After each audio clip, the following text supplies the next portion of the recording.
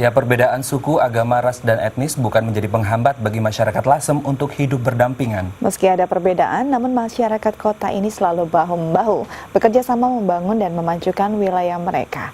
Bagaimana geliat kota kecil Lasem dengan berbagai keberagamannya? Berikut liputan tim Halo Indonesia dari Lasem, Jawa Tengah.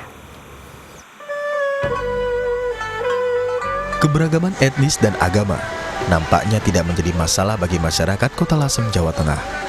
Berjarak 12 km dari kota Rembang, kota ini terkenal dengan kawasan pecinan yang kental dengan budaya Tiongkok. Tidak heran jika 80% masyarakat Lasem adalah beretnis Tionghoa, sedangkan 20% sisanya adalah masyarakat pribumi bersuku Jawa. Tidak hanya keberagaman etnis, masyarakat Lasem juga dihiasi dengan beragam agama. Di antara golongan mayoritas beragama Buddha dan Konghucu, terdapat masyarakat Muslim yang bisa hidup berdampingan dengan rukun. Bahkan menurut salah satu masyarakat yang sejak lahir sudah mendiami kota Lasem, masyarakat Lasem selalu bahu-membahu saat ada perayaan agama ataupun kebudayaan tertentu.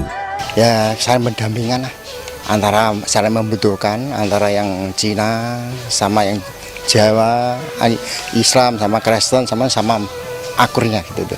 Contohnya kalau Ancap Ngome, orang Islam membaur jadi satu gitu. Nah, kalau Natalan gitu, orang-orang Islam sama-sama menjaga keamanan gitu. Begitu juga orang Islam kalau hari raya Idul Fitri, dia ya begitu jaga gitu sama. Tidak ada gesekan apa-apa, tidak ada gitu. Menurut Semar, Ketua RT Desa Karangturi Lasem, keakraban masyarakat Lasem tidak hanya terlihat saat sedang ada perayaan khusus, tetapi mereka juga memiliki perkumpulan di antara umat beragama dan antar etnis tersebut yang bernama FKUB atau Forum Komunikasi Umat Beragama. Di Lasem pun antara umat orang Muslim dengan orang-orang Tionghoa bagus sekali. FKUB itu jadi seluruh umat beragama apapun itu 1 bulan sekali pasti kumpul. Jadi yang dikumpulin seperti dari Katolik ya ada Romo, dari Kiai juga ada, dari Buddha biksu juga ada, dari pendeta juga ada, didampingi Kapolres sama Dandim. Selama 30 tahun menjabat sebagai ketua RT, tidak pernah ada sekalipun konflik atau permasalahan yang timbul di antara masyarakat Lasem atas nama agama ataupun etnis. Mereka hidup saling menghargai dan mendukung satu sama lain. Hidup harmonis di antara perbedaan suku, etnis, dan agama menjadikan kota Lasem sebagai kota percontohan semboyan Bhinneka Tunggal Ika di Indonesia. Walaupun berbeda-beda, tetap satu jua dalam keharmonisan kehidupan. Donna Puspita, Budi Utomo, DAI TV. Ya pemirsa, sebuah pondok pesantren biasanya dibangun pada kawasan yang mayoritas masyarakatnya beragama Islam. Namun di Lasem, Jawa Tengah, pondok pesantren Kauman berdiri di wilayah yang mayoritas penduduknya merupakan keturunan Tionghoa dan bukan beragama Islam. Ya, keberadaan pondok pesantren Kauman ini menjadi simbol harmonisasi kehidupan di tengah berbagai perbedaan. Selain dijuluki sebagai kota Tiongkok kecil, kota Lasem juga dikenal sebagai kota santri. Sebutan ini muncul dikarenakan penduduk Lasem terkenal dengan pemeluk agama Islam yang taat. Namun uniknya, pondok pesantren tersebut dibangun pada kawasan yang mayoritas beretnis Tionghoa dan beragama non-Islam. Adalah pondok pesantren Kauman, pondok pesantren yang dibuka sejak tahun 2005 di kawasan Pecinan Karangturi, Lasem, Rembang, Jawa Tengah. Pondok pesantren yang kini menampung 170 santri ini berdiri di atas tanah seluas 1.622 meter persegi. Pondok pesantren bergaya Tiongkok.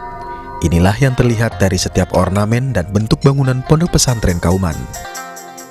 Terdapat beberapa lampion yang menghiasi sudut pondok pesantren dan ada pula tulisan berbahasa Mandarin yang berarti panjang umur setinggi gunung dan rezeki luas sedalam lautan di depan pintu pondok pesantren. Tulisan Mandarin tersebut sengaja tidak dihilangkan demi menghormati kebudayaan Tiongkok yang terwarisi hingga sekarang. Berdirinya pondok pesantren di antara penduduk beretnis Tionghoa tidak membuat masalah di antara kehidupan penduduk di sekitar. Hubungan di antara keduanya baik dan sangat menunjang rasa toleransi yang tinggi di antara perbedaan tersebut. Inilah yang disampaikan para santri bahwa walaupun ada perbedaan, namun tidak menjadi jurang pemisah. Jadi dari santri dan masyarakat Tionghoa sendiri sangat akrab. Contohnya ketika kami mengadakan acara mereka para masyarakat Tionghoa juga ikut membantu, dan hubungan interaksi antara masyarakat Tionghoa dengan para santri juga berjalan harmonis. Seperti ketika kami lewat, ya memanggakan, monggo monggo Ci, ya mereka menjawab ya monggo Mas gitu. Kalau Abah itu mengajarkan santrinya itu, jadi di pondok di pesantren di sini berbeda dengan pondok yang biasanya. Kalau biasanya kan tertutup, terisolasi di sini, nggak boleh berinteraksi di dunia luar. Kalau di sini itu malah dianjurkan untuk sering berinteraksi sama masyarakat sekitar gitu. Jadi mereka itu bisa melihat, oh ini loh orang Islam itu bukan yang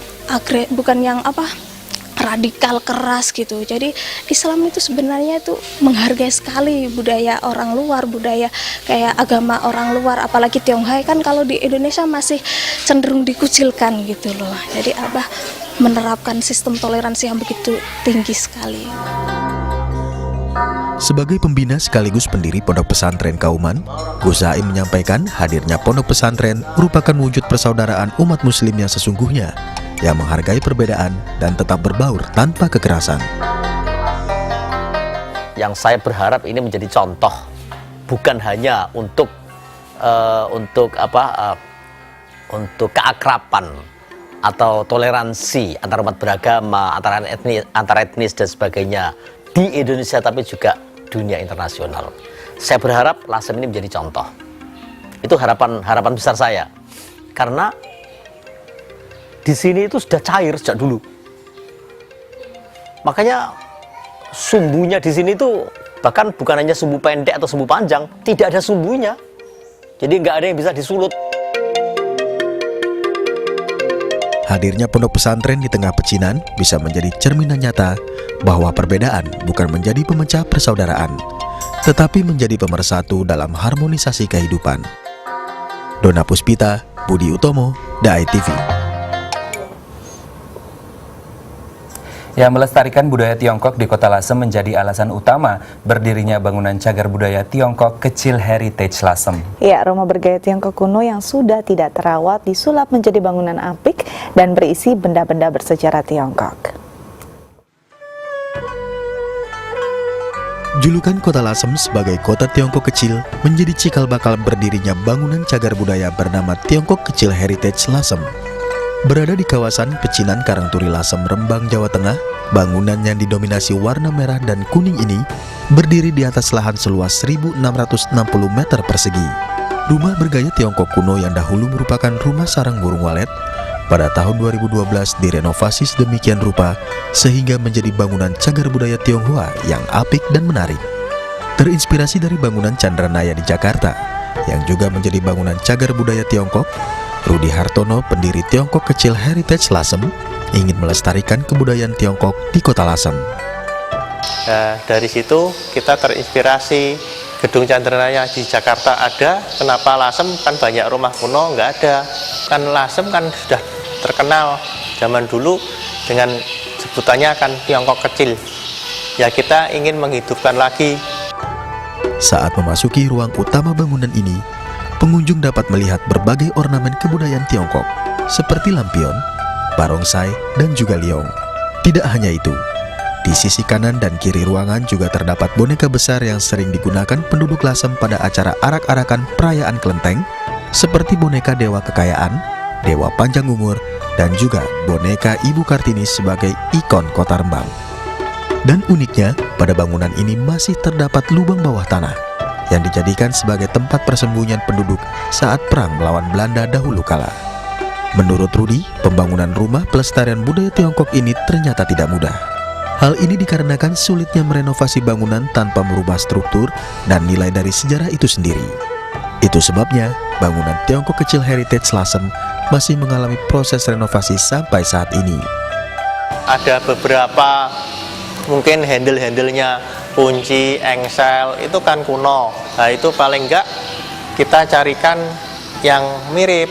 Terus seperti tegel yang di bawah ini juga kita kan tidak bisa beli tegel yang seperti ini di toko, kan kita harus pesan dulu.